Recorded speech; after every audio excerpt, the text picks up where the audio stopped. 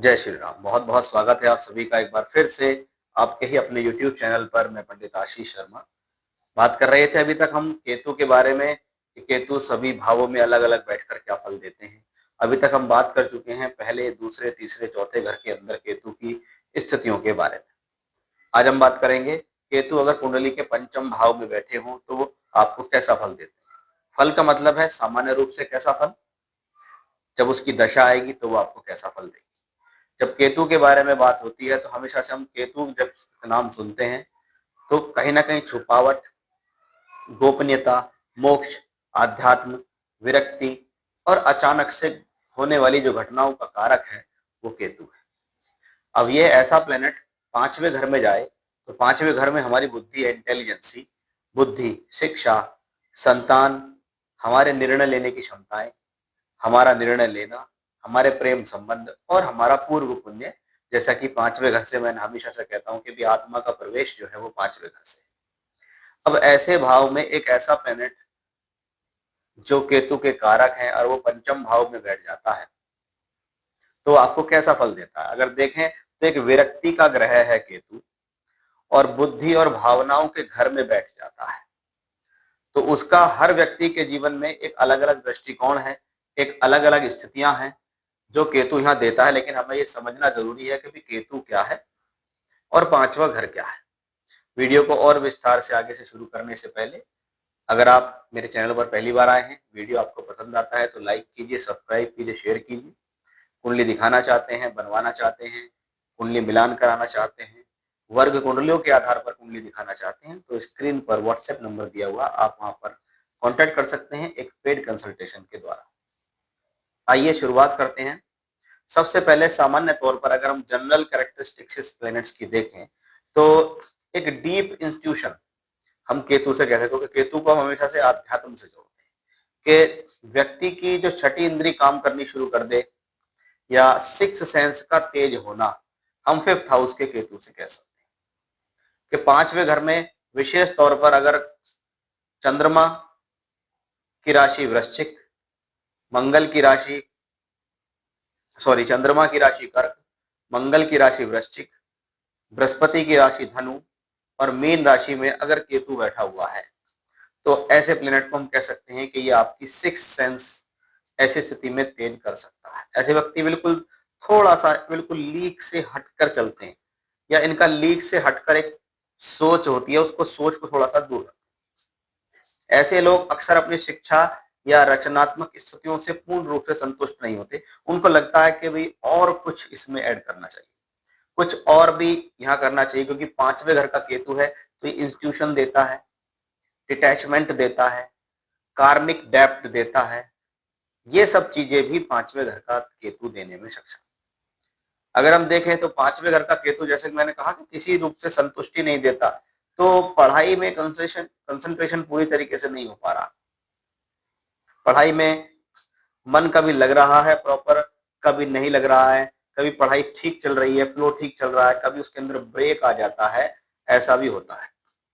बहुत बार आपके विषय को लेकर चुनाव करने में भी आपको कंफ्यूजन रहता है। ऐसा जातक गूढ़ विज्ञान जैसे अकल्ट साइंस, दर्शन शास्त्र, तकनीकी विषयों में अच्छा करते हैं, लैंग्वेजेस से संबंधित जो कोर्सेज होते हैं, नैनो टेक्नोलॉजी के जो कोर्सेज होते हैं, चीजें होती हैं, उनके लिए इसको अच्छा माना जाता है कि अगर पांचवें में केतु हो तो इस तरफ आपका रुझान बढ़ सकता है।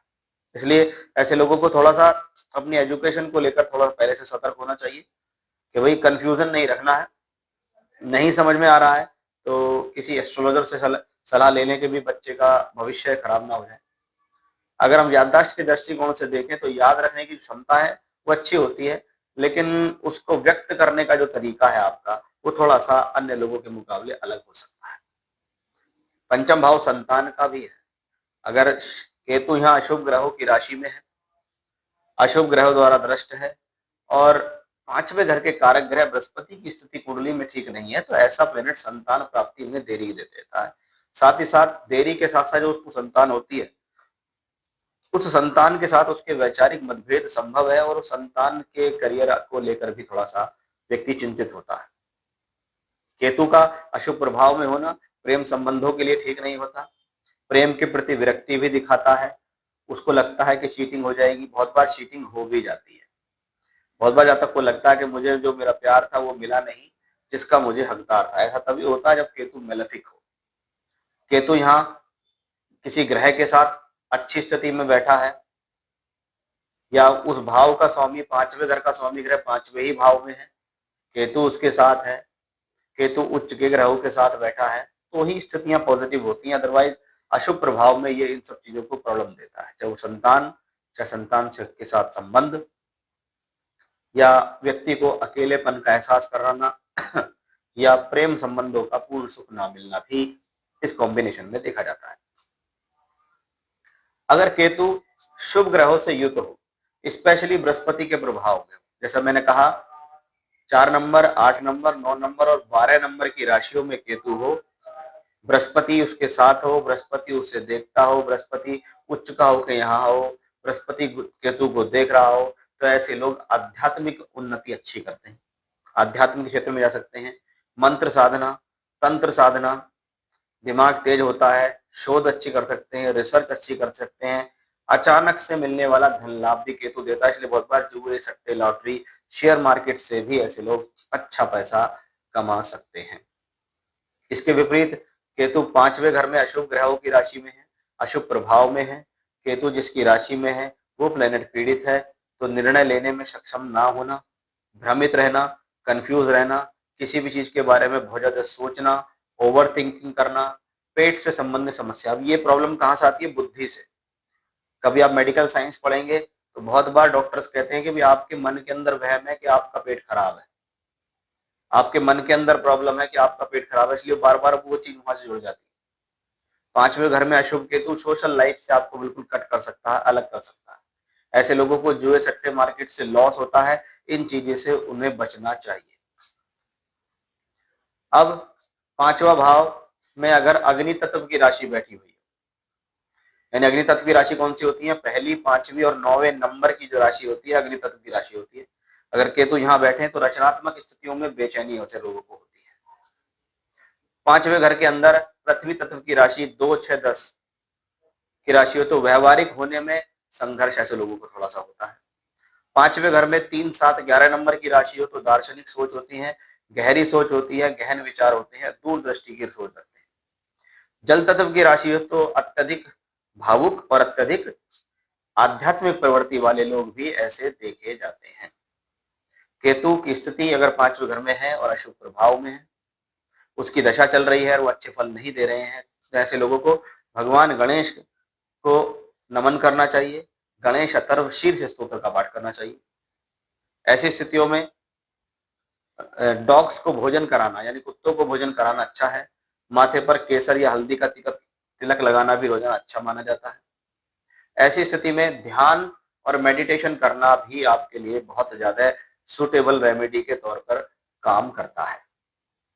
अब पंचम भाव का अगर केतु आपकी पत्रिका में है तो पंचम भाव का केतु व्यक्ति को सांसारिक मोह माया से हटा सकता है और आध्यात्म की ओर या आत्मज्ञान की ओर ले जा सकता है। बहुत बार कंफ्यूजन देता है, यह संघर्ष दे सकता है, लेकिन अंततः यह व्यक्ति को मानसिक रूप से बहुत परिपक्व या मैच्योर भी बना सकता है, स्पेशली जब वो शुभ प्रभाव में हो। तो ये था हमारा आज का विषय कि केतु अगर आपकी पत्रिका के अंदर बैठे हुए हैं तो ओवरऑल क्या फल देंगे, और जब उनकी दशा आएगी आपके जीवन में तो वो आपको क्या परिणाम दे सकती है। जय श्री राम।